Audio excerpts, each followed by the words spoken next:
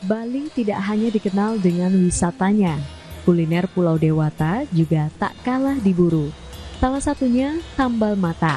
Tidak hanya disajikan dengan nasi atau daging ayam, sambal matah juga sangat cocok mendampingi olahan ikan.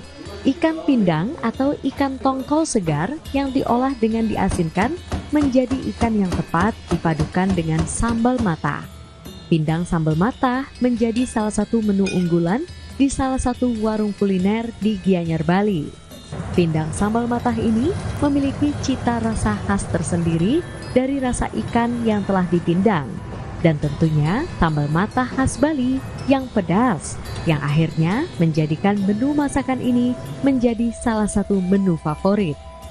Di mana menu yang satu ini memiliki bahan dasar ikan pindang dengan bahan sambalnya yakni bawang merah, bawang putih, cabai, dan sedikit terasi.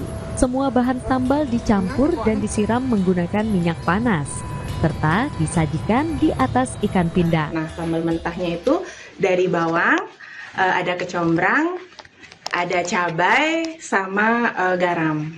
Mungkin ada lauknya tersendiri nggak? Apakah cuma nasi aja diisi sambal mentah atau ada lauk? Nah, untuk lauknya sendiri itu ada pindang, ikan pindang yang digoreng, terus diisi sambal mentah dan juga ada sayurnya, sayur urap.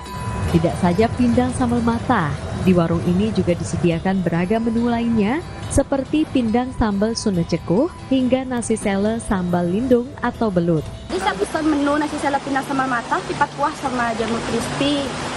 Enak banget, bumbunya akan kayak rempah, apalagi sambal matahnya. Rekomen banget. Menu pindang sambal matah ini menjadi salah satu menu favorit para tamu. Dibanderol dengan harga Rp28.000 per porsi, pindang sambal matah juga dilengkapi dengan nasi putih dan sayur kacang. Anda penasaran? Langsung saja datang ke kawasan Gianyar, Bali. Jipayana Putra, Kompas TV, Gianyar, Bali.